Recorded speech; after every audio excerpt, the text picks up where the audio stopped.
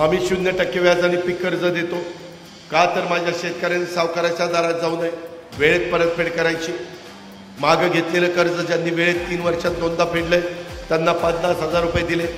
मध्ये मुश्रीफ साहेबांनी आणि आमच्या राजेश पाटलांनी मला सांगितलं की दादा ह्याच्यामध्ये लक्ष घाला, अजून काही राहिलेलं असेल तर सहकार खातं आपल्याकडेच आहे।